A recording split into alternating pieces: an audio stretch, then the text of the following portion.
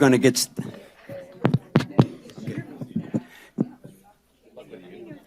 Good evening.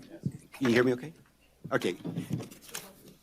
Yeah, good evening, everyone, and welcome to the Joint Planning Board of Education meeting. We're so delighted to have everyone this evening. I'm Artie Harris, and I'm chair of the Montgomery County Planning Board. For those that may not be so familiar with the Planning Board, the board is a 5-member body established to manage physical growth, plan communities, and protect and steward natural, cultural, and historic resources. Personally, I'm a longtime resident of Montgomery County, over 25 years, and my family has had the opportunity to benefit from the amazing opportunities provided by Montgomery County Public Schools, including our kids going to Rolling Terrace, Pinecrest, Tacoma Middle, and Blair. And I wanted just to take a moment to thank all the teachers, staff, administrators, and the board for your commitment to our youth. It's a long-standing tradition for our two boards to meet on an annual basis to collaborate and coordinate together. I know our teams have prepared a full agenda for this evening, and I look forward to hearing their updates and highlighting opportunities. Let me pass the mic to the school board president, Grace Rivera-Oven, to share some opening remarks. Thank you, Grace. Thank you so much, Artie. Can you hear me okay? It's really a pleasure. We actually look forward to this meeting. Thank you so much for the nice dinner before that and just the friendship, as these are very heavy times with work. We appreciate when we can actually get together with colleagues. So I also, like Artie, have a very local connection. I grew up in the city of Gaithersburg, and my kids are also, graduates of MCPS, and I hope that my grandchildren one day, like Mitra's grandchildren, will be part of MCPS. So as we continue to navigate this ever-changing world of us, I really appreciate the ongoing collaboration between the Montgomery County Planning Board. It's more critical than ever to be able to do that, and we truly value this opportunity to work with all of you. Tonight's presentation highlights how deeply our work is connected. The infrastructure work group, which includes staff from MCPS and the County Planning Board, speaks to that. It also underscores that MCPS faces unique operational challenges that require tailored solutions. While MCPS has a distinct responsibility to serve our students of Montgomery County, we also recognize that fulfilling that responsibility requires very strong, friendly, ongoing collaboration between our both agencies. So with that, I just want to say again, thank you, and I look forward to our discussion tonight, and I just want to thank your members for being here and the members from my board, my colleagues for being here as well, and for Dr. Taylor for being here. So thank you. So I turn it over to Lisa Gavoni. I think we're next is a infrastructure work group update. Thank you. Good evening, everyone. My name is Lisa Gavoni. I'm the policy supervisor with our Design, Placemaking, and Policy Division. I want to give a very brief update on the infrastructure funding work group. It's a really exciting, unique work group that I'm joined by MCPS staff, Andrea, as well as our Parks colleagues we've been meeting since the summer, and I'm here to give, a very brief update, but I look forward to next year when we can talk about the recommendations from the infrastructure funding work group. So in March of 2025, the Council adopted a resolution to create an infrastructure funding work group. The idea for the resolution came out of the Growth and Infrastructure Policy and the subsequent GO Committee recommendations from the County Council, which acknowledge a need to identify stable, reliable funding sources for schools, transportation, and parks. The current impact tax system provides funding for schools and transportation, but raises concerns about the effects on growth, economic development, and how those funds are utilized. The work group is tasked with proposing new funding mechanisms that address infrastructure needs in the county, including a review of equity, predictability, and sustainability for recommended funding mechanisms. And this is all done with the hope of not undermining other county priorities such as housing, climate resiliencies, and economic development. The group has already started to conduct stakeholder outreach and will continue to do so, and must submit a report to the council by June 30th of 2026. So just a brief summary of what we've been doing since August. So we've developed an approach for outreach and conducted stakeholder outreach. We've gathered and discussed the stakeholder input. We've collected, refined, and reviewed infrastructure costs and needs, discussed and drafted categorization for infrastructure costs, reviewed and discussed other jurisdictions' approach to funding, held initial discussions on funding mechanisms, and last week there was a briefing on the GO Committee of Progress up to date. So just very briefly, some of the discussions that we've been having with the work group. There's been a lot of discussion about the county's infrastructure funding is now focused a lot on planned lifecycle asset replacement, maintenance, and renovations and upgrades. This largely has to do with slowing population and enrollment growth, competing policy decisions, the reality of infill and greenfield development, the results of growing and building for many decades. We've also talked a lot about the county's capital budget and how it's composed of multiple funding sources. And having a variety of sources helps stabilize the capital budget. External funding, especially from federal or state levels, plays a key role in supporting new capacity projects. The funding for the capital budget is affected by economic factors like impact and recordation taxes, as well as policy choices related to current revenue. And then, of course, as we all know well, the construction costs in the county, as well as the country, are rising annually. Both inflation and market forces are driving up costs, and expenses related to planning, design, and oversight contribute to higher total project costs. Infill development, which is what the county is primarily seeing, tends to be more costly overall than greenfield development, which is when you're developing on things like farms, and it's the more easier type of development.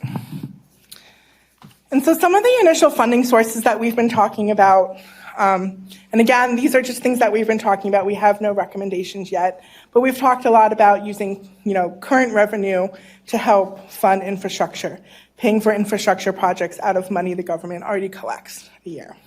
There's also the current impact tax system. The current system it's a one-time charge imposed by the county on new development to help pay for the infrastructure needed because of that growth. We've also talked about an excise tax on square footage. This is closely similar to impact taxes, but it would be based on square footage instead of a flat fee. We've talked about ad valorem real property tax, which would be a reoccurring annual tax on land and buildings calculated as a percentage of property's assessed value. We've talked about special taxing districts, which is a defined geographic area that can levy additional tax to pay for specific infrastructure improvements. Development districts, you may have heard, the county had passed a tax increment financing district last week in Viva White Oak, so something similar to that could also be something that utilized. And then sales tax, which is not something the county has an authority for right now, but we could dedicate, if given the authority by the state, we could dedicate some sales tax revenue to help fund for public infrastructure.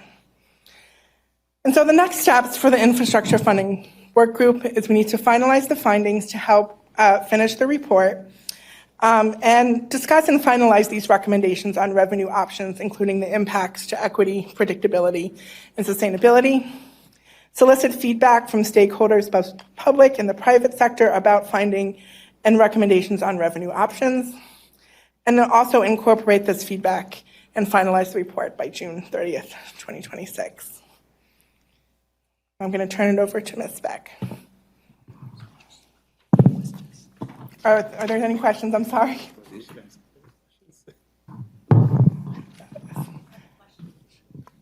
Is this how this works? Yeah. Yes. Okay. Questions, yeah.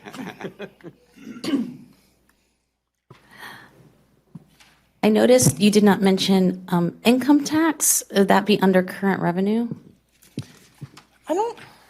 Andrea, do you? I don't think we've talked about income tax, but that's something that I could take back to the group that we could discuss. I was just curious because that is another revenue source.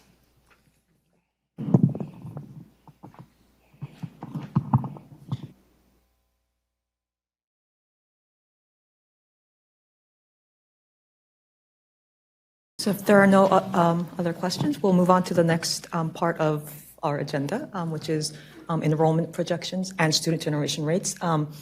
So on the planning side, we've created a few slides that are meant to be an addition to a basic package of MCPS's slides that were shown at the board work session this past Tuesday. But our slides have gotten in front of MCPS's slides, so I'll try my best to sort of put it in context before seeing the main part of the presentation. But so, I mean, to begin with, yeah.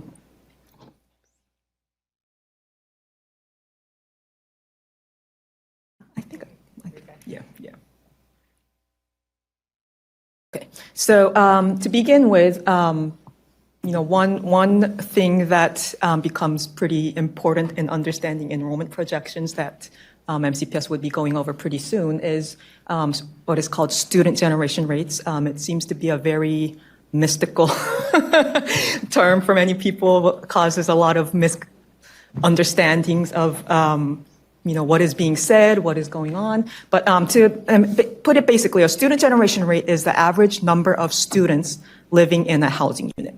And it's calculated by dividing the number of students in a certain group by the number of residential units in that certain group.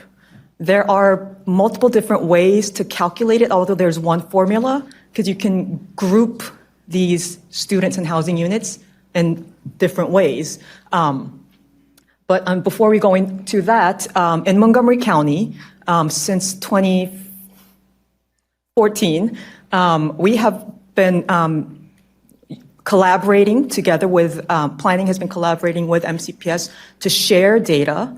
And so we are not using samples to estimate student generation rates based on how we perceive, how many students would be or should be coming from a certain housing type.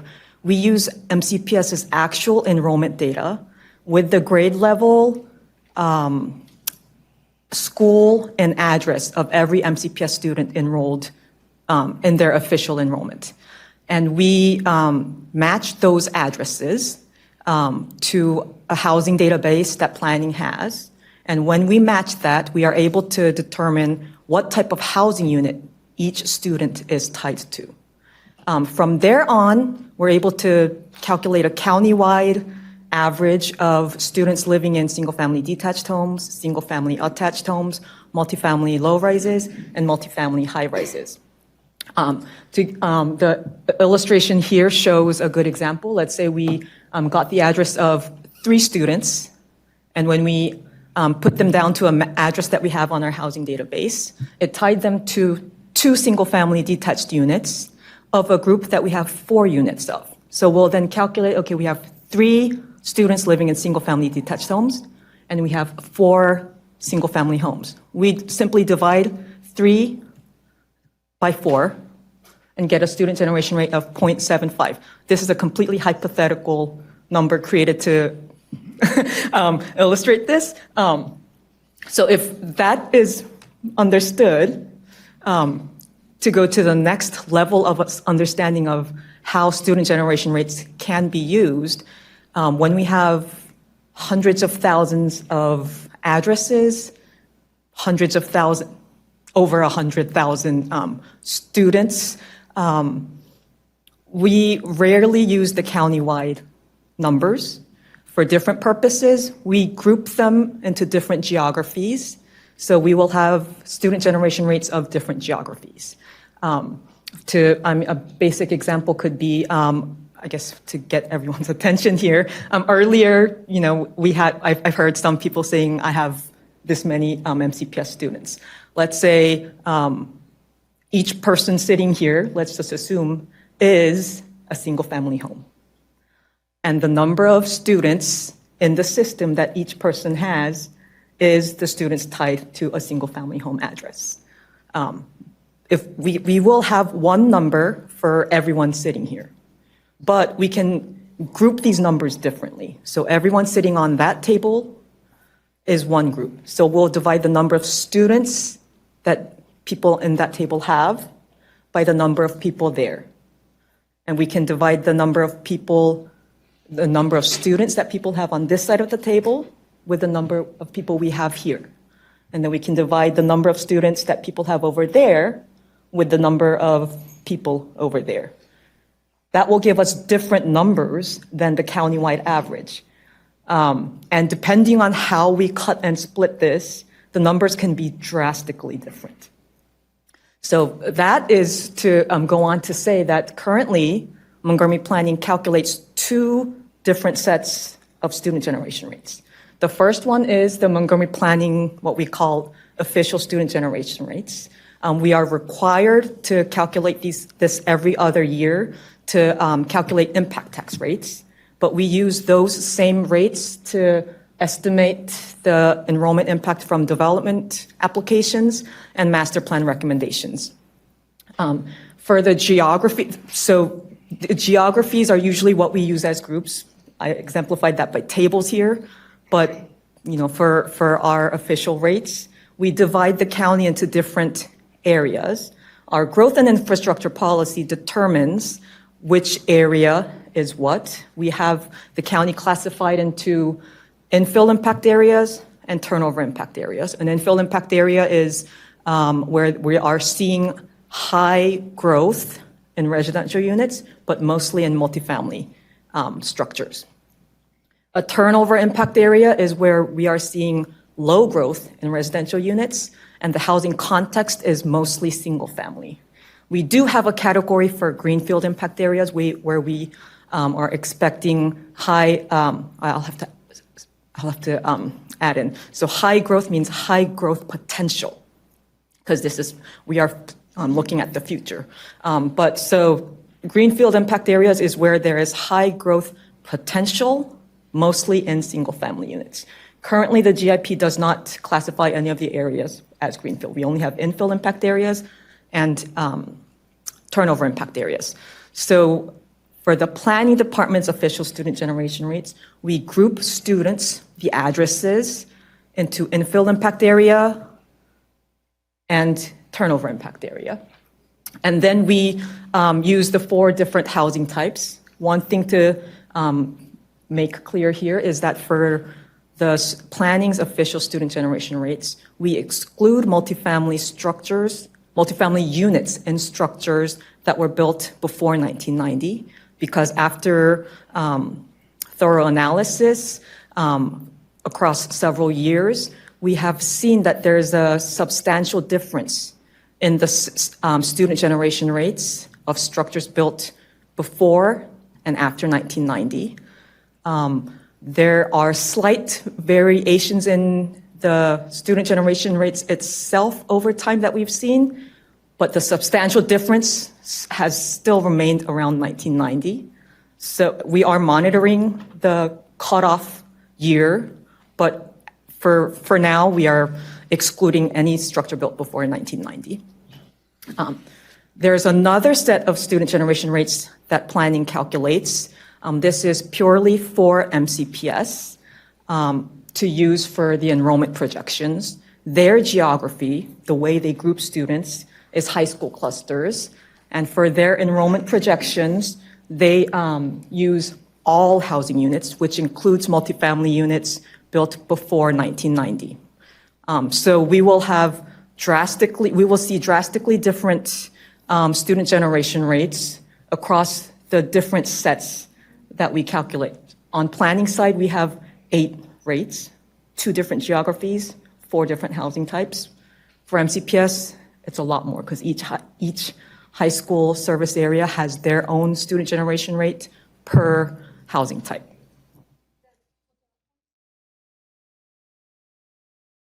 For MCPS student generation rate, the formula you use, how often do you update it? Or is it annually, biannually, or every other year? Or how often do you update it?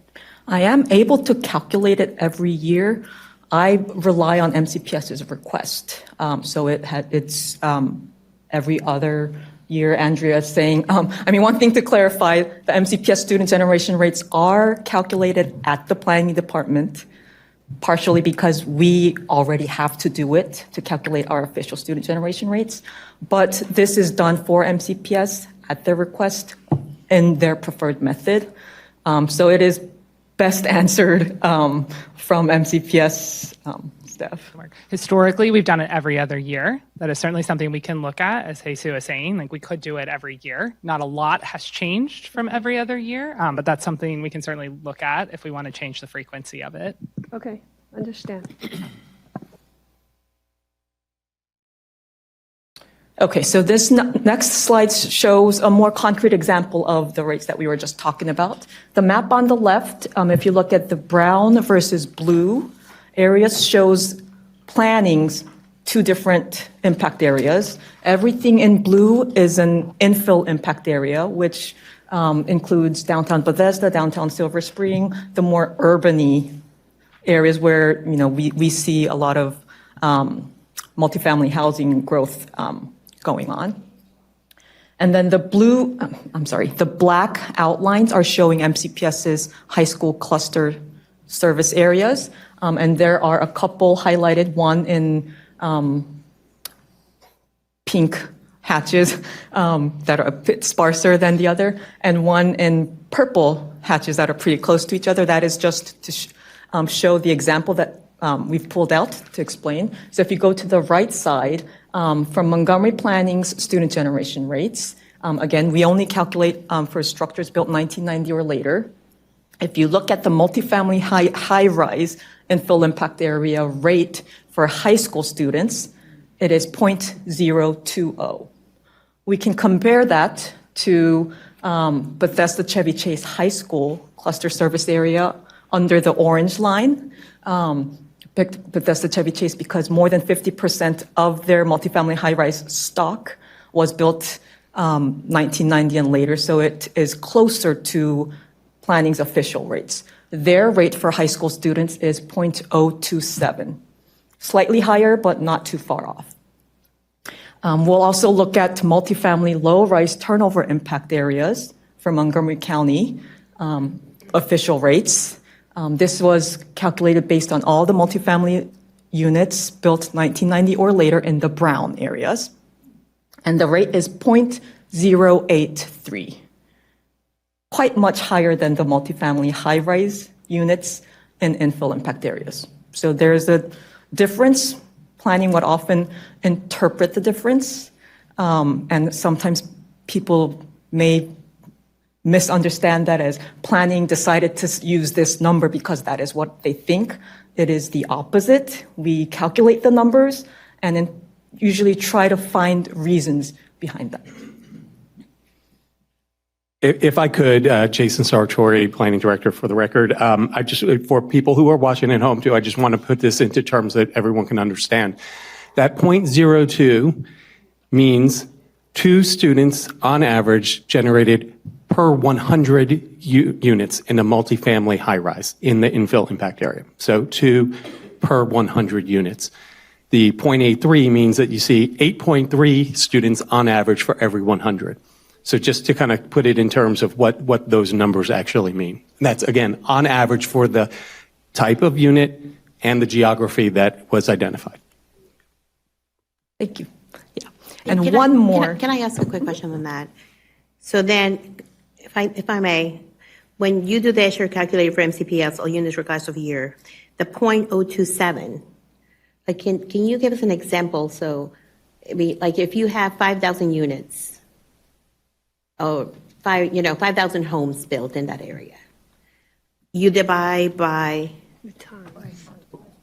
one. Well, so actually to keep it simple, we'll do 1,000 units. Okay, simple. Okay, So good. Let's do that. With that, what you're seeing here, and I don't want to steal Jesus' thunder, but essentially what we're looking at there is multifamily high-rise in the BCC cluster. Okay. And keeping in mind that at MCPS's request, this includes all apartments, high-rise, so even those built before 1990. Okay. So what you're seeing is 0.027. That means on average, 1,000 units of high-rise in the BCC cluster generate 27 students. 1,000 units, 27. This is not I want to clarify again, this is not an estimate. It's not a guess. This is based on actual enrollment data that we've pinpointed every single student to a structure. And in the BCC cluster, on average, there are 27 students coming out of every 1,000 units in that- multifamily high-rise. And across from the 13 grades, like it could be from pre-K Good through question. 12th grade? Yes, that is This currently is just showing high school, just the high school. just high students. school. Okay, That particular one. that particular one? That particular one, Okay. yeah. I just, thank you and then if we look at this map, could it be safe to say that a lot of the growth in this map is mainly to the east? East of 270. East of 270, sorry. No, it's about,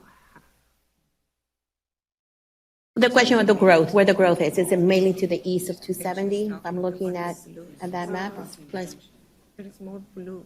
right, So what is this area? What's this area?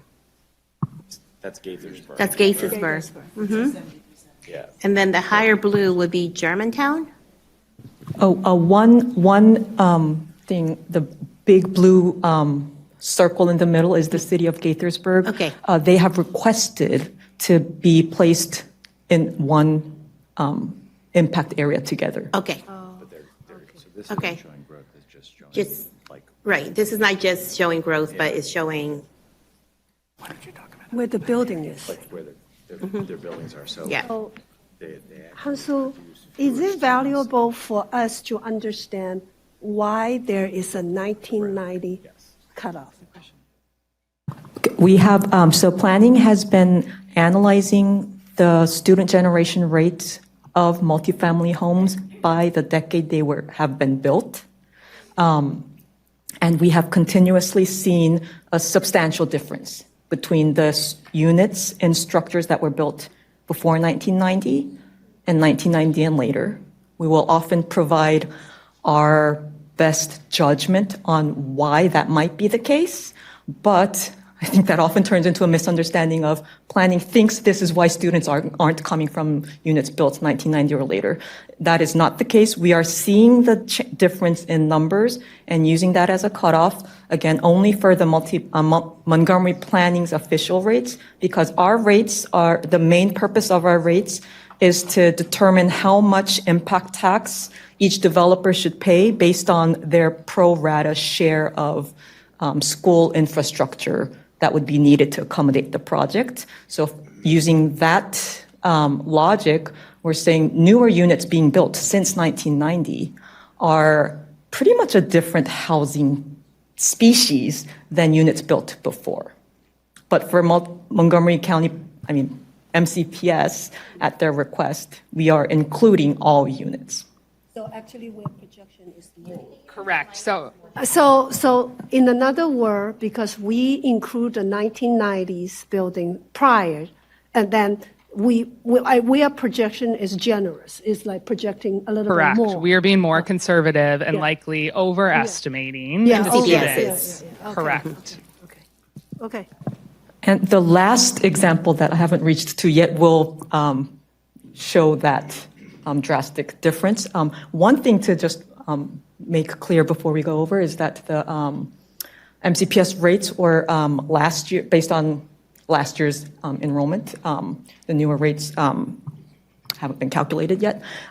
But if we look at the multifamily low-rise student generation rates for Springbrook High School, if you look at the cluster service area, it is entirely in a turnover impact area, considered a turnover impact area, and 90% of their multifamily low-rise units have been built before 1990. Only 10%. Can you say that again? Can you just say that again? One more time. 90% of the multifamily low-rise units that we find in the Springbrook High School cluster area were built before 1990.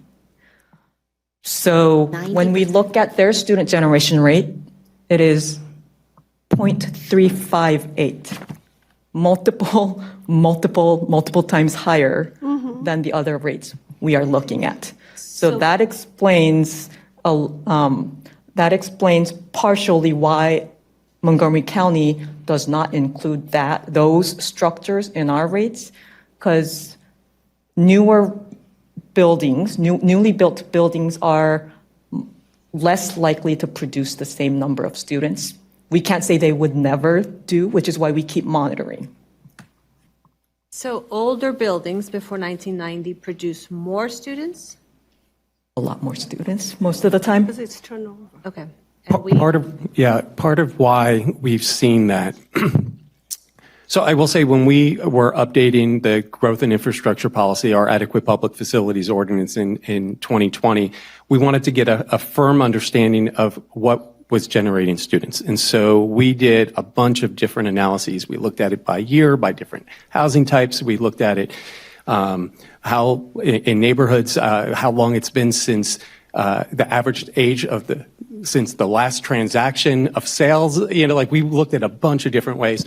And one of the interesting things we found was that the multifamily rates were significantly higher in units that were built pre-1990. And what we've given some thought to why might that be. A lot of those tend to be more garden-style apartments. They're larger apartments. They have fewer amenities, so they're more affordable. When you get to around 1990, we started seeing smaller units that were maybe a little bit less family-friendly. And have more amenities, they're more expensive, and that is more consistent with the type of development we're still seeing today. And so for our purposes, where again, we use our student generation rates for generally two reasons. One is to estimate the impact of a new development application. How many students do we think this project to build X number of units is going to generate? And to estimate the impact of the recommendations that we put into our master plans. And so when we're trying to estimate new development, we wanted to use numbers that were most consistent with what we're currently seeing. So that's why we chose to not include the pre-1990. So I have a follow-up question to that. So in your calculation, we know that we have a lot of senior living communities, and that is the fastest growing population. So in your calculation of areas, student generation rate, do you exclude senior living communities? Correct. So senior housing units are completely excluded from our student generation rate housing database. So that doesn't mean there aren't any students living in these senior housing units, but the housing unit itself is excluded. So those students are excluded as well. Sometimes you will see student addresses tied to commercial properties. Those are, again, excluded because we do not calculate student generation rates for commercial properties. It's also, I would think, is the smallest percentage you probably have, right? Because the apartments that we're talking about are bigger and more affordable, so it makes sense. Yes, and if we included those, because we do have a significant number of senior housing in the county, and if ones that are age restricted, if you're a senior living in a house, we're not checking that, What I mean, Jason. Yes, right, yes. Age restricted. Because I would be very concerned if we have students and then we would be doing something wrong if they're still enrolled. Right. No, yeah. So if we included those thousands and thousands of units, it would bring all of the numbers down in a way. So we've said we're not going to include, we're only looking at the ones that we need to use student generation rates for, which if we have a senior housing project that comes before us, we're not estimating students for that one anyway. Yeah. Yes, just to add a bit more, I guess, verify the data, I usually look at the number of students that are being excluded, and it is, I don't verify exactly why they were excluded. I see, they have been excluded, and the number is a very small Thank you. percentage.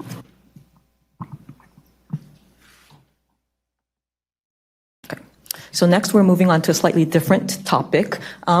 This is the student generation rate analysis. This will consider an alternative student generation analysis because we do not use these rates in itself for any purpose. We were just trying to understand different trends going on in the county. So we decided to look at what is often overlooked, but existing homes, existing single-family homes, and what the sales of that might be doing to our enrollment. We have about 400,000 existing residential units in the county. Over 250,000 of them are single-family homes. And in most people's minds, the enrollment coming from those units are constant. So we did an analysis of single-family home student generation rates of existing homes, single-family detached, unattached homes, based on the year they were last sold. So if you look at the graph up here, the blue bars show the student generation rate, so the average number of students coming from single-family homes sold by the number of years it has been since it was last sold. The first bar shows less than 1 year, and then it's 1 year, 2 year, all the way out to 24 years. There are more bars, but we're only showing up to 24 years. The red bar running through the middle shows the average rate of every single family home. So it includes all the homes shown in these blue bars and the homes that we cut off because they were sold more than 25 years ago. So the average countywide rate for every single family home is 0.452 when we did this. This is slightly, outdated. It's been a few years ago. But again, these rates in themselves, we are not using it. It's just to illustrate what we're seeing. But when we look at each blue bar, starting at year 1 since a home was last sold, those homes are already producing more students than the countywide average. And it keeps increasing up until the 7th or 8th year since the home was last sold. Up until maybe the 15th year, those homes are still producing a lot more students. And then it suddenly starts dipping down pretty rapidly, way below the countywide average. So this is the power of the existing single-family homes. The over 250,000 single-family homes are not producing the same amount of students every year. Based on how many homes have been sold, especially when it comes down to a smaller geography that we're looking at, there could be a lot of wild things that might seem to be happening if we're only looking at enrollment from development. If the pattern is going the same way as development growth, then the power from the existing housing sales is going to augment the enrollment growth that people are experiencing. And they will be looking at the development and thinking, well, there's too much development going on in this area. A lot of times it can be explained by the amount of houses, existing homes that have been sold near the development that is happening. But at the same time, if you wait a few more years, you can see a perfectly fine neighborhood suddenly losing students in the system. What is likely happening is the turnover has been slowing down and students are graduating. So if we look at an example of that, we found the average housing distribution of an MCPS elementary school service area. Turned out to be about 2,200 multifamily units, a mix of low-rise, high-rise, and built before 1990 or after 1990. But regardless, when we used the student generation rates we know of those housing unit types, we could say there's going to be about 200 elementary school students from multifamily units. The one thing about multifamily student generation rates, they don't fluctuate as much as single-family homes based on the number of years it was sold or built. Planning's interpretation of that is probably because the turnover of households and families within a multifamily unit, which are mostly rental, is probably more frequent. So when a family with a student moves in and then leaves the property, it's probably followed by another family with a student. So we're probably not seeing fluctuating title patterns based on years since a unit was sold or built. But single-family homes, again, has that. And an average MCPS elementary school service area, again, has about 2,000 single-family units. If we use the countywide average of student generation rates for single-family units, we can say there's about 380 students that would be coming from those 2,000 units in an average year throughout the life of those units of that service area. And this is the logic that planning uses to apply to development applications. We're not charging based on a certain year, not 5 years later, not 10 years later. We're saying throughout the average year of the life of the unit, this is how many students that the unit should be producing. But when we follow the tidal pattern of the student generation rates we just saw, we could say, let's assume that all 2,000 single-family units were sold within a 10-year time frame.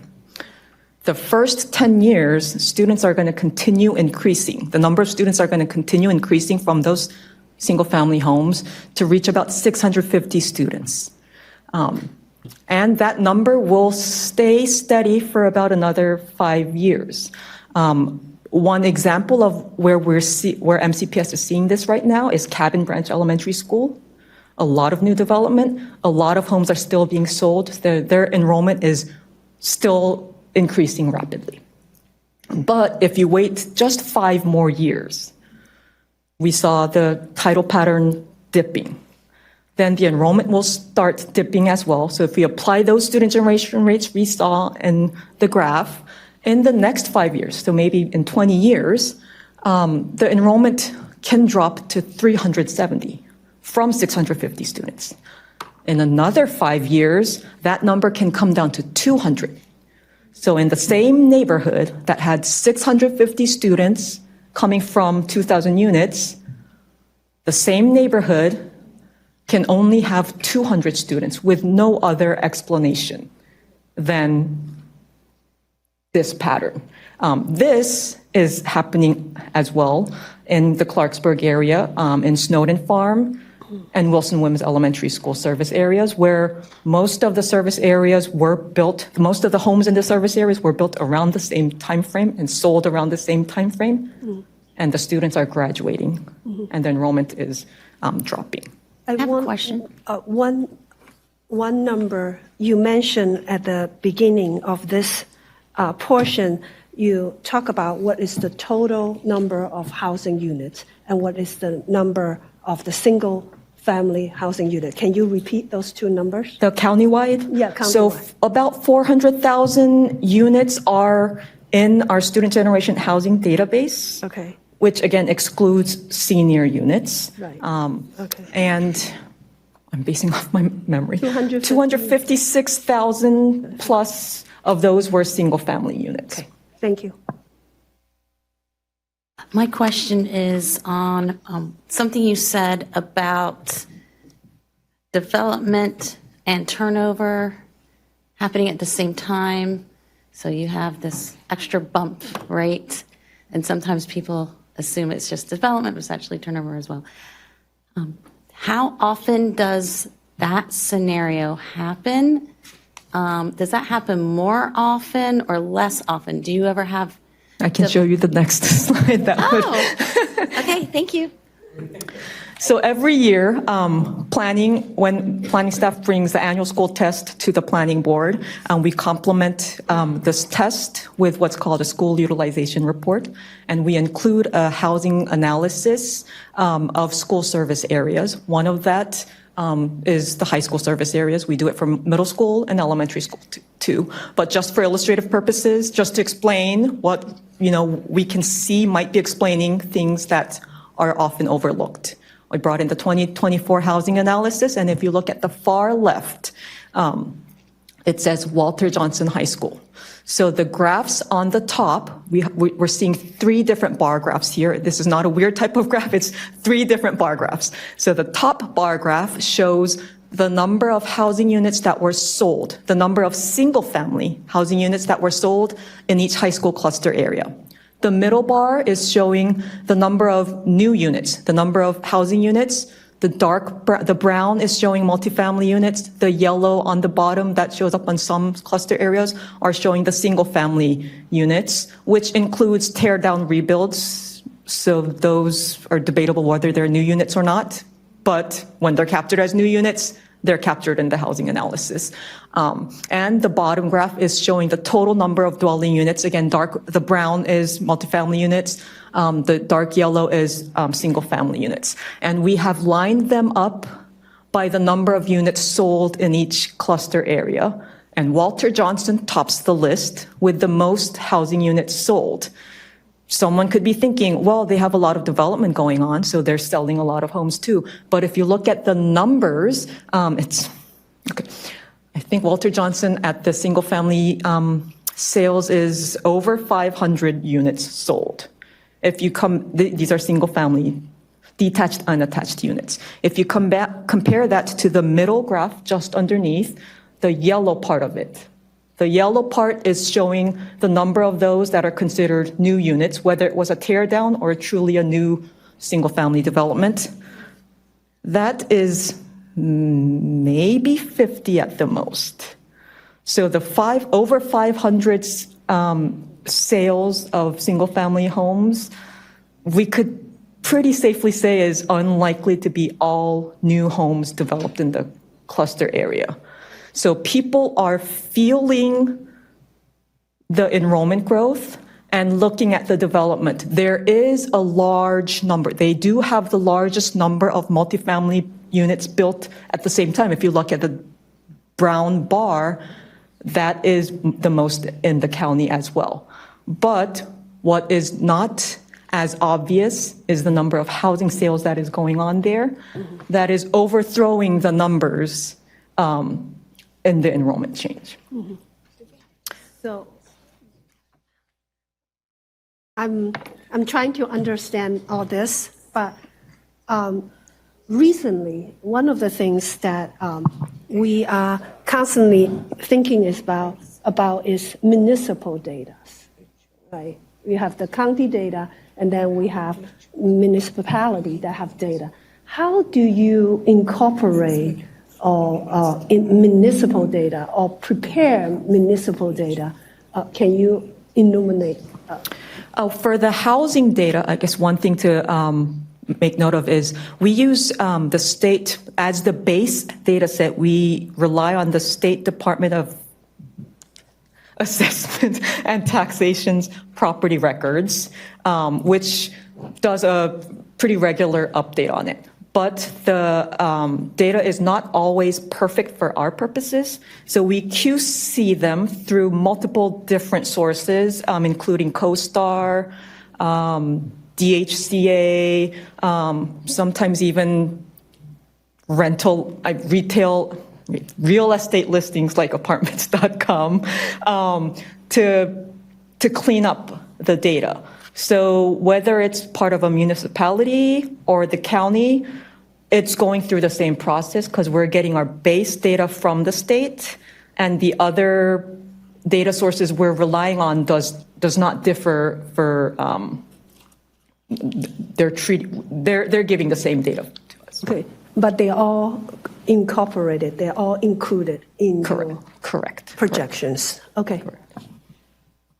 Just to clarify, in everything that we've seen so far, so these housing sales, the housing counts, the calculation of the student generation rates, that includes the complete housing set for the entire county, the municipalities, and the unincorporated parts of the county as well. Yeah.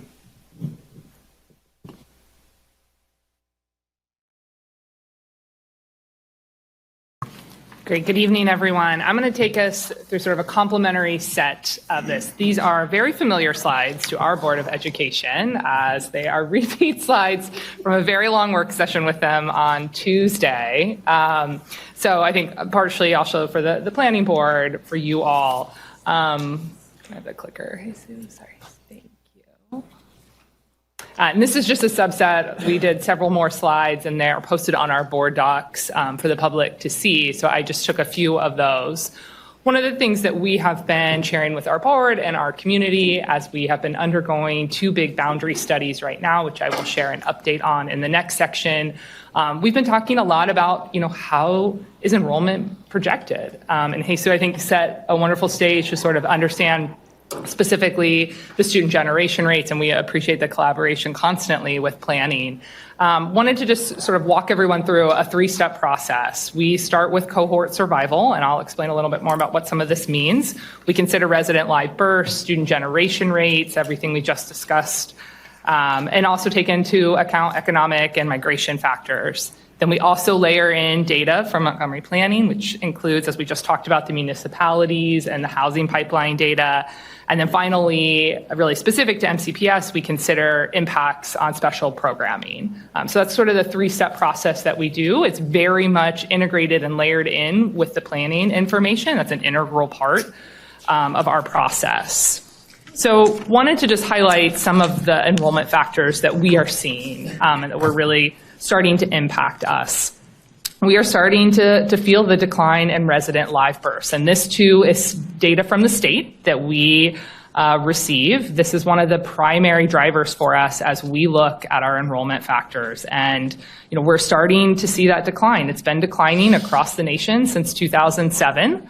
And I have a couple images that will show that here, but there's been a really significant shift since 2014, where it was still over 13,000 live births for the year in the county to now under 11,000 in 2023. That's the latest year from the state.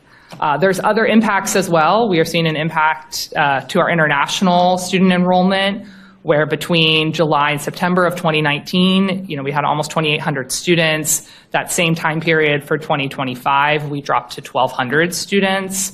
And then just other factors, taking into account housing affordability, and also exactly what Jesus just walked us through, the enrollment, change due to turnover housing, honestly, impacts it significantly more. So I want to start with the resident live births. This starts from 2000, shows that we were on, and certainly prior and into the 90s, on a very steady increase like everyone else in this country.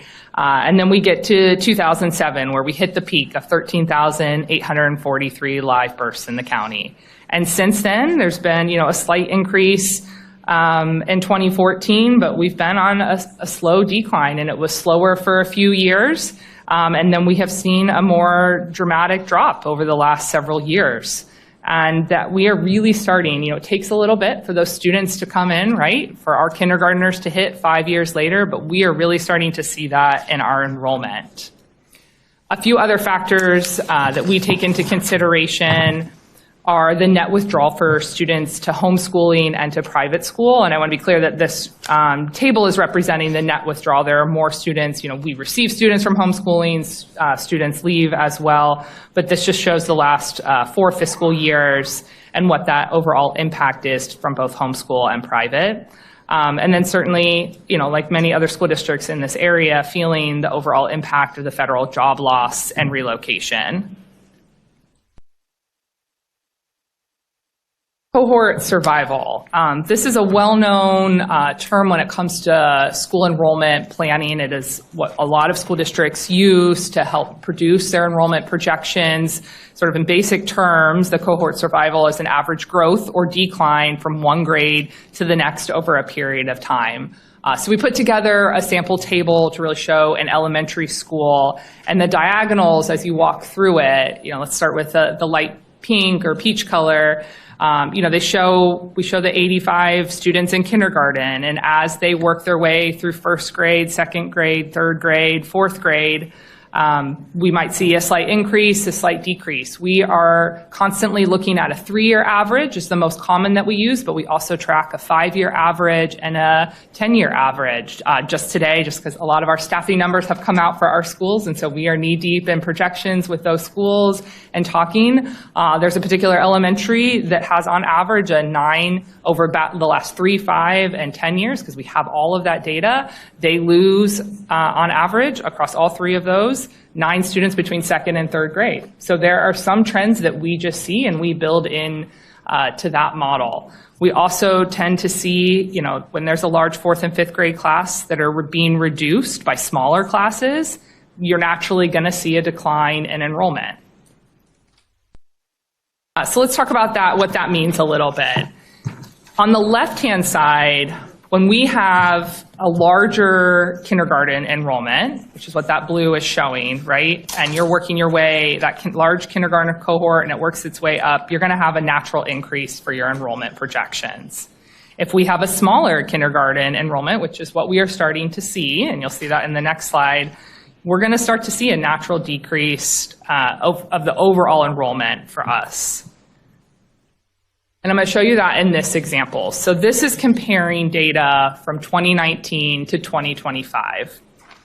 So in September, on our September 30th data for 2019, we basically had the same amount of students in kindergarten and 12th grade. The two blue bars are equal. You know, it might go up and down a little bit across the grades, but on average, we were pretty steady across all grades. And today, what we're seeing at September 30th of 2025, we have not quite 3,000 student difference between kindergarten and 12th grade, and it is a very steady, just slowly working its way down decline. And that overall is starting to have that significant impact on just the overall students in the entire school district. This is something, you know, that we think will continue based on the projections and the live bursts that we're seeing, will continue to work its way through MCPS for the foreseeable future. I won't touch on this one as much. We spent time with the board on Tuesday as well about student generation rates. The one thing I wanted to share with this group and with the public as well, but on our board docs as of Tuesday, we shared all the student generation rates that Jesus was talking about for each high school cluster. So that is available for the public and for you all to view. It's not something we have always shared, and we think it's important where we are with our enrollment projections and our boundary studies that everyone is available and has that information. So that's an available PDF. And again, it's by the 25 current high school clusters. Wanted to just talk a little bit about the middle layer of what we think about. So we've talked about the cohort survival, the resident live burst, the student generation rates. Layering into that is the additional information that we receive from Montgomery Planning that includes the municipalities and that housing pipeline data. And I appreciate the staff that are here who have taken a lot of calls from us constantly and really work closely with us to make sure that the data we're receiving and we have questions about, you know, we are constantly checking to make sure we're, you know, understanding all the data that is shared. So wanted to just talk about housing units that have been and that have come online from 2019 to 2024 versus our enrollment. So this slide shows you that since 2019, our enrollment was peaked at 165,000 students, and there were 389,000 units. So just like Casey was talking about, close to that 400,000. Since then, an additional almost 16,000 units have been added, but MCPS has lost 6,000 students. So I think part of our understanding in all of this is really that just because there are new units being built does not always mean we are going to have new students, right? That resident live birth is dramatically impacting our overall enrollment right now, not necessarily the new development that is happening. It will have an impact, and it's something we have to keep a very close eye on it. You know, I asked Jesus to actually call out Cabin Branch because that's one we've publicly talked a lot about. We are showing that as continuing to go up in our projections. That's shown in the CIP right now, and they are really feeling it because there are still families moving in as those families settle in and they move, and they'll move out of elementary and into our middle schools, right? And so we will start to see exactly probably what Jesus presented on that previous slide. Can I ask one quick question on this? Yeah. It sounds like you mentioned that the birth rate has been declining for at least a couple of decades, maybe longer than that, but I'm not sure if the decline has been kind of even or if it's dropped off more recently. But I'm wondering, considering that it seems like enrollment peaked somewhere within that time frame, does the data suggest that other factors, like obviously international enrollment has been decreasing too, but I'm wondering if, given what we just talked about with turnover, is turnover less maybe frequent than it used to be as well? Maybe this is more for planning staff too, but I'm wondering kind of how the turnover, because we looked at the data that showed the distribution of like how long folks have owned their homes. So I guess I'm wondering, part of this is like, do we think people are owning their homes for longer periods of time than they used to? So the turnover is less than it used to be? Is that kind of in the mix here?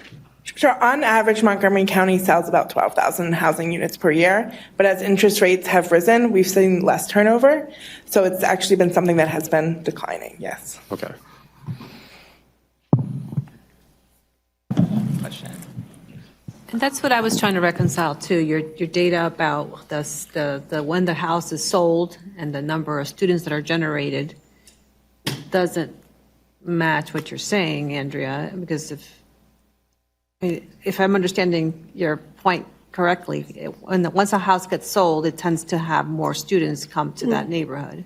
Right. So it does match, exactly. So Snowden Farm is a really good example of that. It's not necessarily housing turnover, but it was brand new housing, so you could sort of make it equal to housing turnover, right? It was all built at the same time, so all these families came in, and we just saw this massive peak.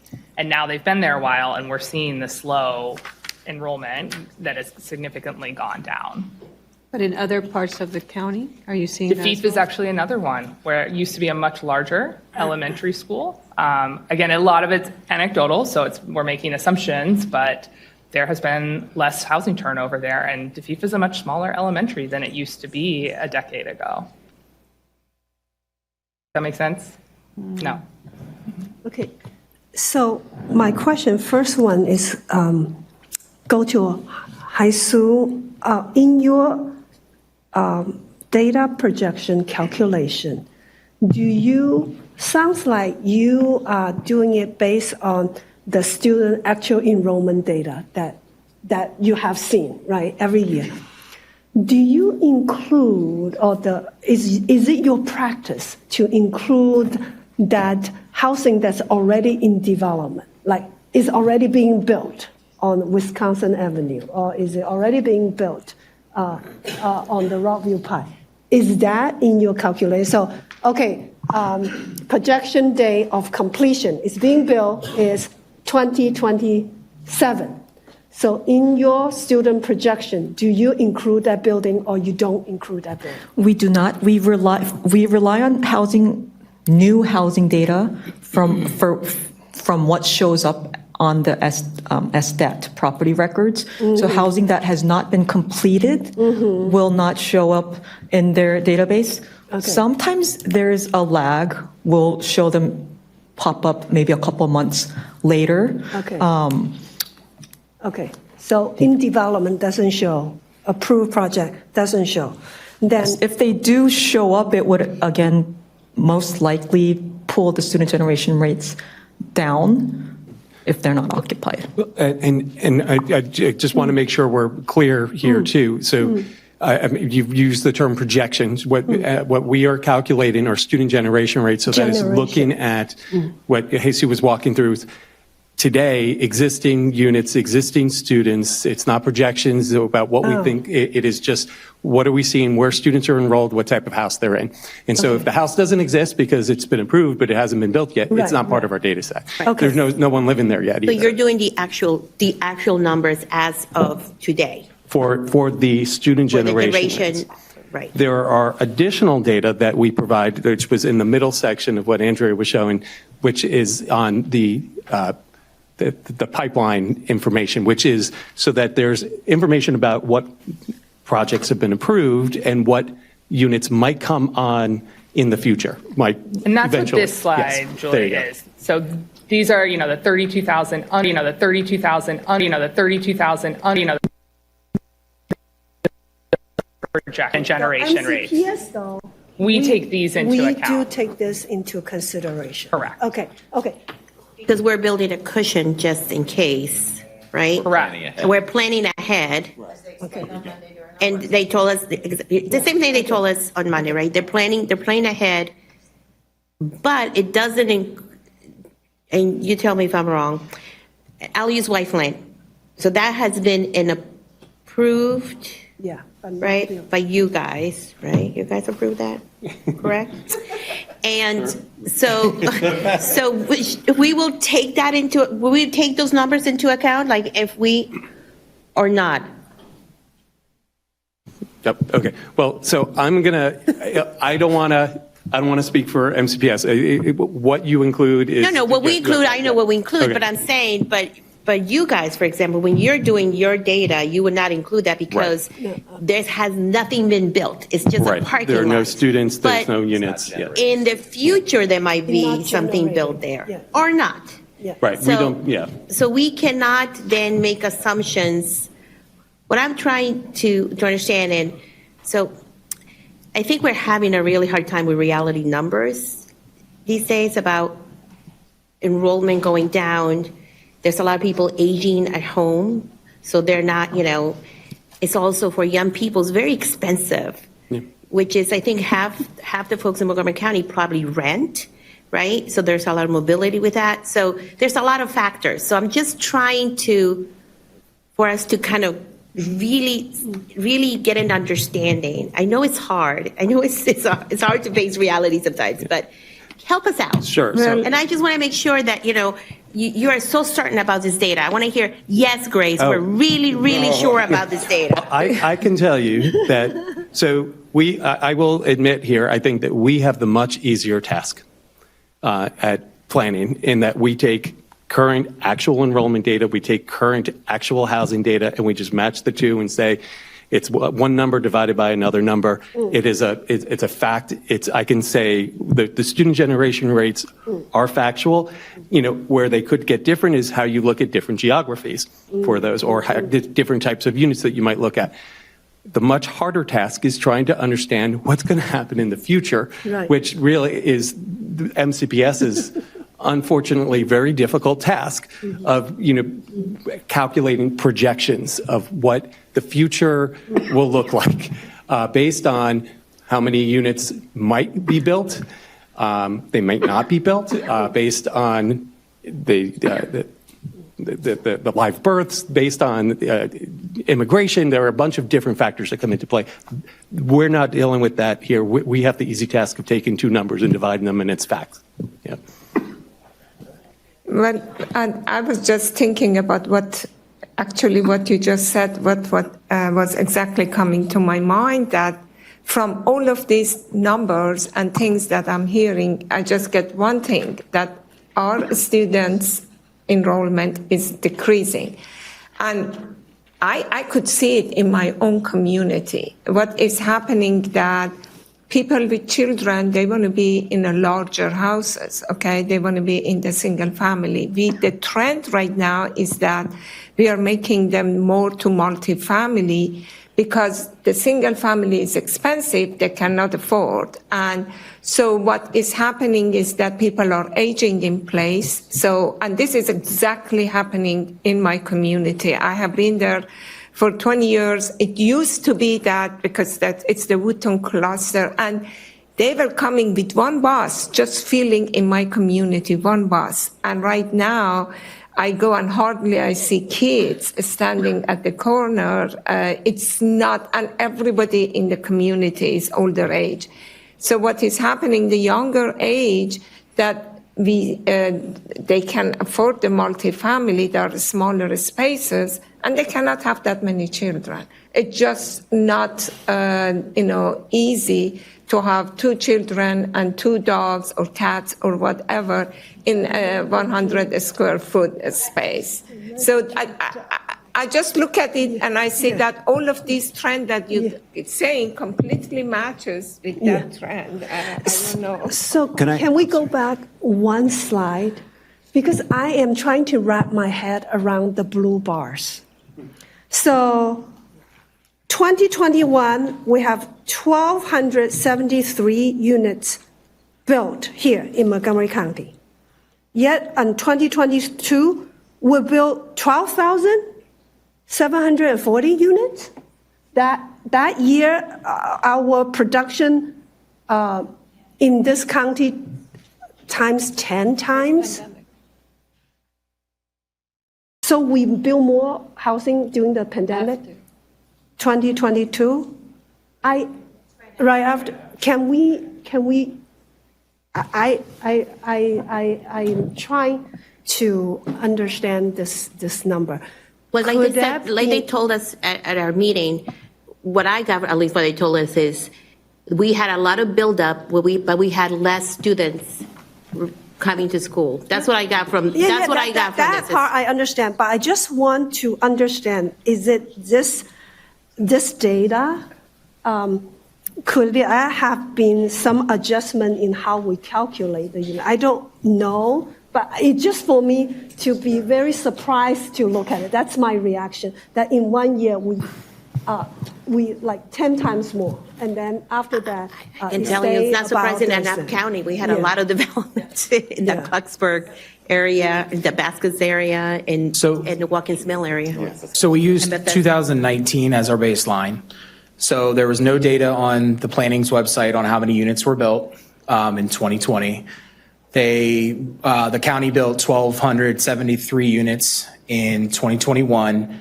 Then it's a cumulative, so 12,740 minus 1,273. So what is that? 11,000 units the next year. Then 1,700 the next year, and then so on and so forth. So it's a cumulative from 2019 to 2024. There were 15,925 units built throughout the county. Using the 2019 enrollment data, in 2020, it dipped 4,700. Compared to 2019 and 2021, it dipped 7,000 students. So that's how you read this chart. So the units may have gone up, but we didn't see an incline in our enrollment year by year. So the bottom line is enrollment year by year compared to 2019, and the blue bars are cumulative units built throughout the county since 2019. Marty, you were trying to say something. No, I was also trying to get my head around, but how far do you project ahead? How much time do you need? The crystal ball? We do our 6-year CIP planning. For secondary, we do 10 and 15-year planning, and that's pretty much because of cohort survival. So if they enter the kindergarten year, we can project at secondary 10 and 15 years, so they would matriculate up into the middle and high school level. Mm-hmm. And just to clarify, when we do bake in pipeline development data, we typically see 18 months to build a high rise or whatever the case may be. So we actually bake in that third year in that planning cycle that allows the units to be built, people to buy them, to bring children in, and to enter our school system. So we do bake it in, and it's typically baked in sort of in a few years, not while the building is going up. So I want to clarify that, just because a unit is going, like if this building right here was being brought up from a parking lot, we wouldn't project students coming the next year. It would be 3, 4, 5, maybe 6 years into our planning cycle. It gets distributed with our student generation rates, which Jesus brought up. We were using last year's 2024, the school year 2024, so the most up-to-date numbers that we could. And then Jesus also uses that for impact tax to try to get the school system some extra dollars for construction. And then I had to plug that in, I'm sorry. No. Okay. And in the pipeline you showed, when do you use that data? Or how do you factor that data? Just out of curiosity. Yeah. So this is included every year when we update our enrollment projections and we add the out fiscal year, right, the 6th year out. We include these in there. And like DJ was describing, if a new development is coming online, we might not assume that kids are coming in that first year. We might add them in that 3rd, 4th, and 5th year. But these numbers, these 32,000, are baked into our student projections right now, somewhere across the 6 years. Okay, because I was thinking maybe we can talk offline. Maybe you could be overestimating because the 30. We have been, honestly. So maybe the. And I didn't include that slide in here. That is a slide we presented on Tuesday. We have been over projected for the last several years. Okay, great. And so we are, we're trying to be mindful of that.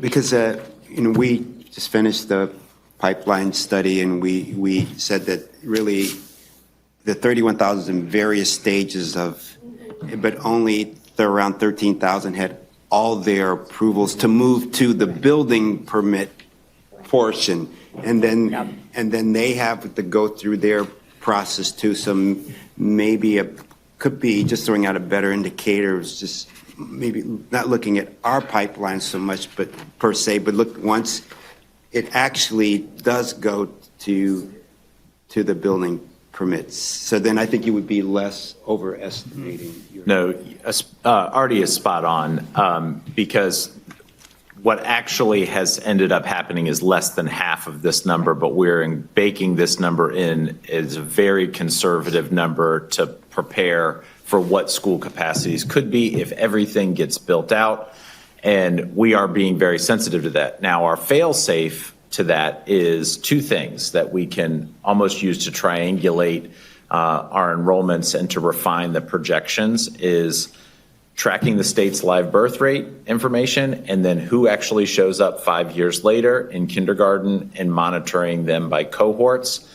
And that cohort survival ratio going from year to year, whether you're growing or you're shrinking, does inform quite a bit in terms of like that cohort management from year to year to year in conjunction with this planning information and in conjunction with using the student generation ratios to rates to then project out for future development. So it's really all of it together, not any one thing that says we're doing this, we're doing that.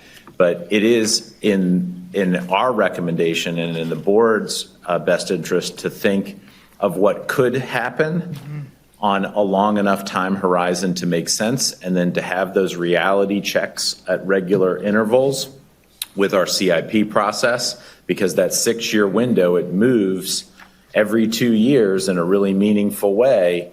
That 6-year window, think of it like your reality check that tracks your 10-year and your 15-year and your 20-year planning bubbles to say what's actually real.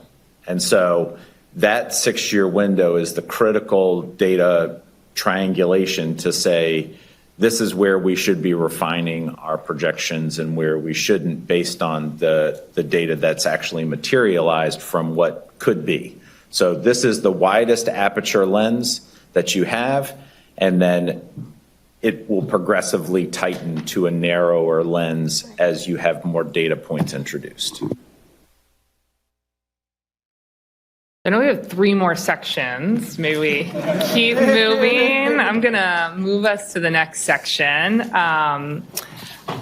So I think everyone in this room well understands that MCPS has been engaged in 2 big boundary studies, and I also want to share a potential third one that is in front of the board for consideration as well.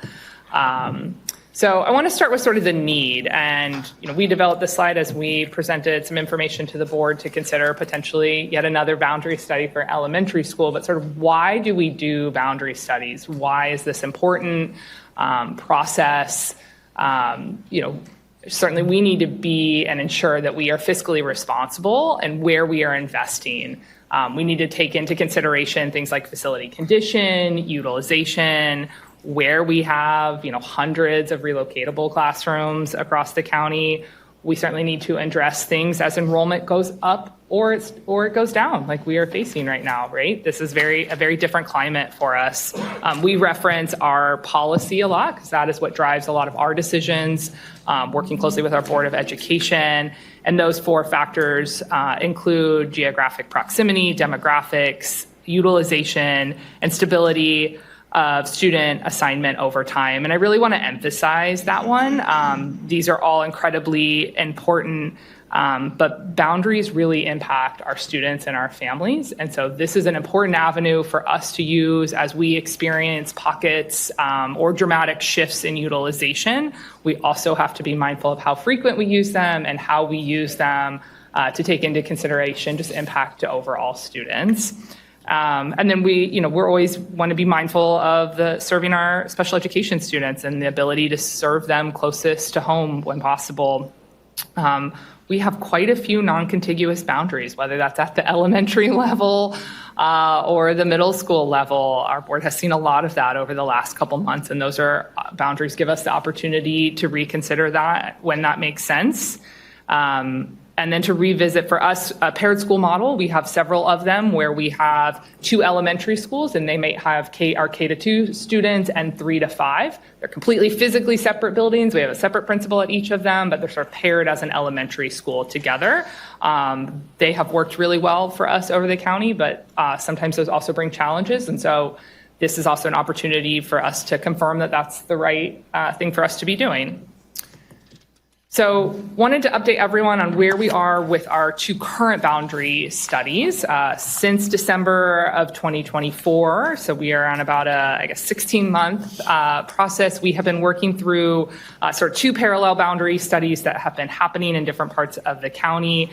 We hired a consultant. We've been working to develop various options last summer and through the fall. We've sought a lot of community engagement and feedback from the community in numerous ways. And then in February of this year, the superintendent made his recommendation to the Board of Education on what those boundaries, what his recommendation is. And we are currently in the public hearing and work session process with the Board of Education and the public with the goal of finalizing those boundaries by the end of this month.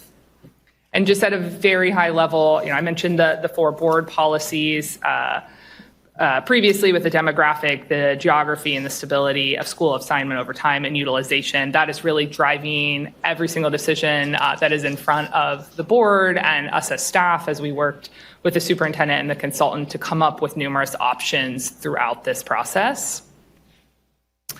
So I'm just going to start with the first one. We call one of the boundaries Woodward and Northwood. It includes 14 middle schools and 8 high schools. The elementary schools are included such that they might articulate to a different middle school and high school, but the actual boundary of the elementary school is not changing in this study. So they might be reassigned again at the secondary level, but not their immediate boundary. We have developed numerous options over the last 9 to 10 months, and all of those are still publicly available on our website in case anyone is interested. About a month ago, we presented the superintendent's recommendation, and this is just a very high level. We have all the details available online, but to give you a sense, the image on the left is the high school map. The white is the new proposed Woodward boundary. You can see Wheaton there in red, Kennedy there in green, just to kind of orient yourself. So it's just a, sort of the central and southern part of the county. And then the right is the middle school map. The second boundary study that we have been working on is the Crown and Damascus boundary study. This includes 17 of our middle schools and 11 high schools. So it is important to note that not every high school and not every middle school are in either of these. There's a small portion of the county that's not impacted by this. And then similar to the last one, on the left is the current proposed recommendation for the high school boundaries, and on the right are the middle school boundaries as well. An important part of this is, in addition to the boundaries, we've also been engaging in a program that has really helped inform and collaborated with this. And so there's a recommendation in front of the board to divide the county into 6 regions. That's taken into account into this facilities, as well as making sure we have adequate programming in all of the high schools and middle schools within those 6 regions. And then just sharing some of the upcoming work sessions. We have had a work session this week. We have 2 public hearings and a final work session next week with the board and the public. And then layered in, as if that was not enough, we do have another proposal for boundaries. After a lot of discussion and back and forth on these 2, we've been talking a lot about both school consolidation and elementaries. And so we have proposed to the board to consider another boundary that would include the possibility to look at school consolidation, both at the middle school and elementary level, and it'd be sort of a 2-step process. We would start with that first, make any determination there, and then move in to the elementary boundary studies, and any middle school that would be included in that consolidation would then have to be a part of that boundary study. And we just outlined a few of the process and scope. So this is a long runway in front of us.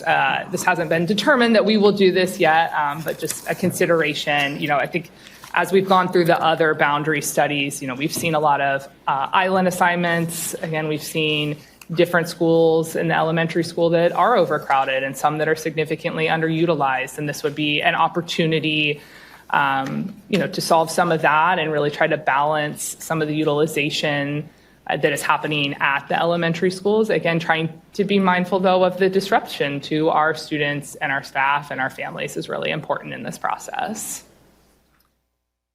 And these are a couple of the timelines, again, that are in front of the board for consideration. So this will definitely take us a couple years to undergo, given the consideration for the consolidation.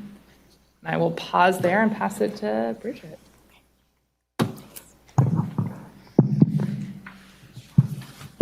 Great, thanks.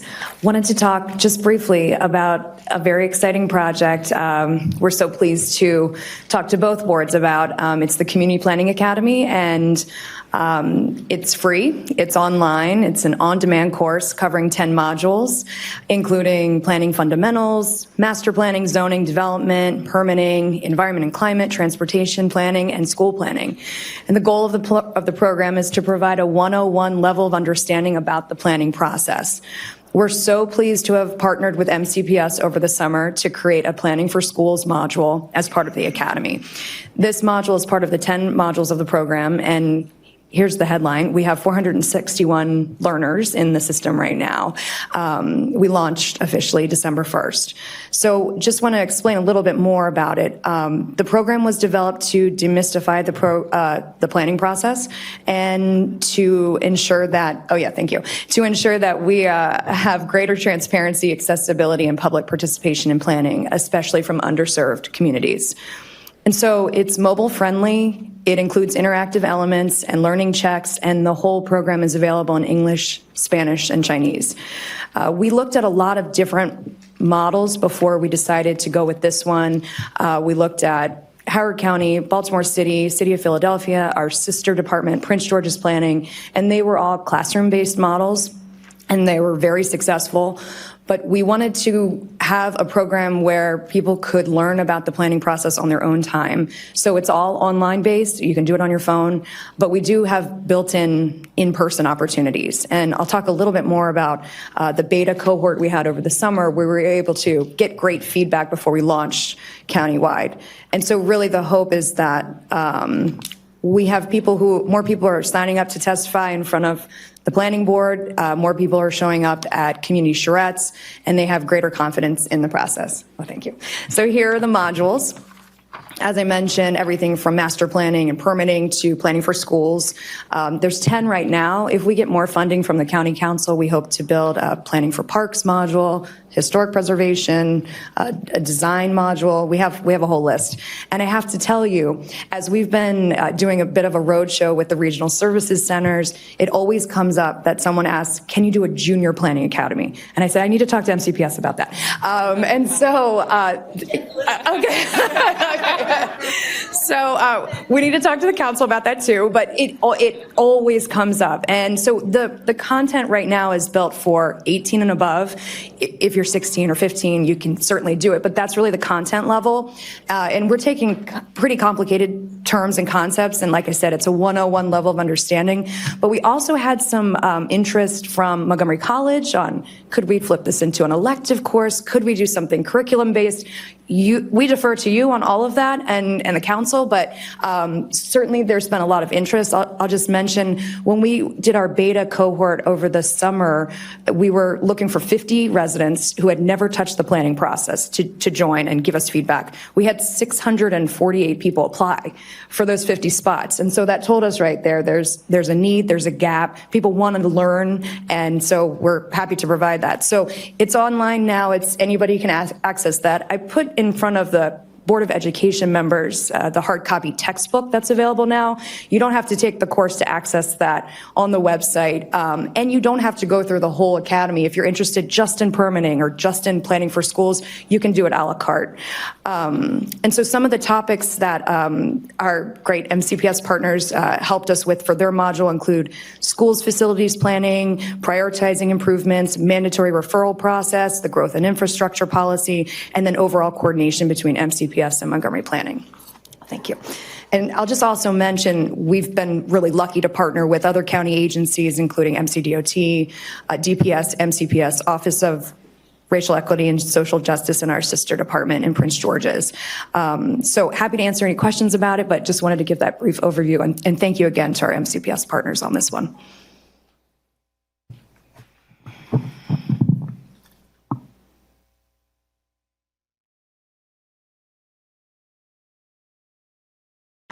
Okay, this should work now. So I recognize I'm the last thing standing between you and the comfort of your homes. And I promise I will not throw any math or numbers around because I think we've had a lot of that. But we did want to take this opportunity to shine a light on the very close collaboration MCPS and planning staff have been doing over the past 2 or 3 years, and wanted to share some sort of success stories here. And before I do that, I just want to mention that, a lot of this has come to be because of the collaboration that the two boards themselves did a couple of years ago when you all instructed us as staff to go and develop an MOU that both the agencies adopted and signed. And from planning's perspective and also from Park's perspective and MCPS's perspective, that really sort of raise the standard of expectation all around, that when we do our master planning work and when we do our mandatory referral projects, the MCPS CIP projects, that we start to talk a lot more earlier in the process and we have deeper and tougher conversations in a more frank and honest way. So I'll touch a little bit on the master plans first and then talk a little bit about mandatory referrals, CIP projects that have been successful from our perspective.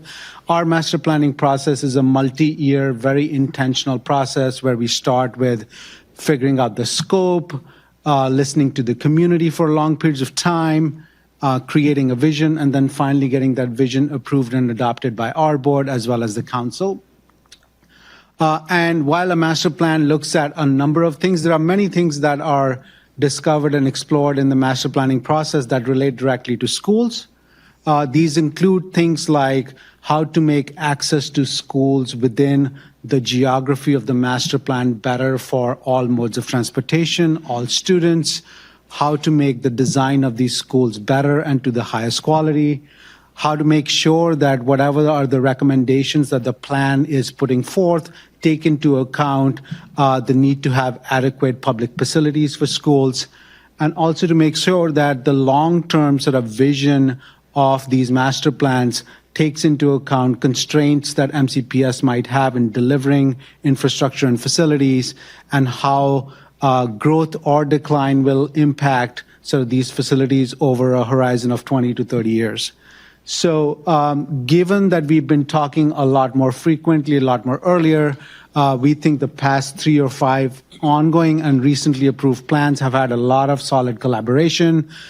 We are on almost weekly calls, it feels like, with DJ and Andrea and Shiho, trying to figure out, okay, if we put these recommendations in the master plan, will this work for MCPS's 6-year CIP, the 10-year and 15-year projections? If we recommend that a school be sited a certain way on a specific site, do you have the ability to have a holding school to move students in or out, and what does that mean for you? So I think those are some very real and meaningful conversations that we are having earlier, and on the planning and the park side, we are able to put those recommendations into these master plans, which we think will sort of move the needle further for all the agencies involved. On the flip side, we also do the regulatory review of mandatory referrals, especially major additions, renovations, and new projects. And in this, again, the MOU has outlined these shared goals of safety and Vision Zero, making sure our schools are built to be civic institutions and to the highest quality of sustainability and design, and ensuring that they make efficient use of the land and the infrastructure that is needed to support them. And again, here, while historically we may have only reviewed and commented on these projects when the mandatory referrals were filed, which is a very quick timeline, it's a 60-day review that we have to finish and take to our board. Now we are talking literally sometimes years in advance. I think 12 to 15 months before a mandatory referral is being filed.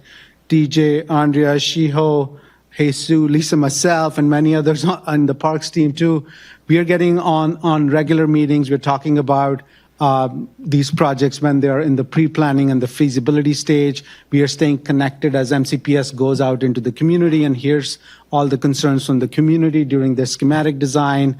We follow through with them once a concept plan is filed so that by the time a mandatory referral is actually filed, it becomes an exercise in crossing T's and dotting I's, and that everybody is sort of in alignment as to what the purpose and the goals for these major capital improvement projects is. And similarly, there's a long list here, and I'll sort of invite Andrea to add her thoughts too. But we've had a lot of good success. We also saw a very successful streamlined mandatory referral approval by the planning board for the Burtonsville Elementary School. We continue to talk to MCPS staff about ongoing projects like Easton Middle School, Burning Tree Elementary School, and pretty much everything that's on this list here. But I also want to see Andrea or DJ if you wanted to add anything to this discussion. This is the last slide, so we should all be excited about that. I think the only thing that I would add is the 6 that are listed on the right are the ones that we have in front of County Council right now as part of our CIP. So just like parks, we're going through that process and we'll know more. But I think just to double down on what Atul said, we've already started Eastern and Damascus are our top priorities, and we've shared that with Council, followed by the elementary schools. But we've already started having conversations about what those could potentially look like. We have a feasibility study that we did over the summer for Eastern and have had many conversations on that. And so sort of waiting for our funding to be approved and then hopefully excited and ready to kick off that design project. So let me just say thank you to everyone for coming tonight. It's been our pleasure on behalf of the board. I want to say it's been our pleasure to host you, and we look forward to this every year. It's a very collaborative process. We want to grow in our relationship because we all want to make the county the best it can be, right? And so we really appreciate your support. I'd like to appreciate the staff, the school board, and our planning staff for working together to help put this together. I'd like to thank my staff who helped put all of this together, and the legal staff and the communication staff. So thank you, everyone, for coming. I learned a lot tonight about your work, and we like to keep this going. So I don't know if anyone, Grace, thank you. I just want to say thank you to everyone and everyone who's watching at home. But thank you to both of the wonderful people from both sides, from our staff who has worked so hard, and your staff, and these conversations are never easy when you see changes and some drastic changes in the community. But I think everybody around this table and parents and teachers and so on, I think the most important priority are our kids, and to ensure that they are learning and thriving and turning out to be as wonderful adults around this table as we are. So thank you, Ari, for the collaboration, and looking forward to continuing that. Great. Appreciate it. And Tom, thank you for your great work in improving our schools. And thank you for the people. We have several people in the audience tonight that came out. So thank you. And those are online. So this ends our joint planning board meeting for this evening. And everyone have a safe trip home. Thank you. Thank you.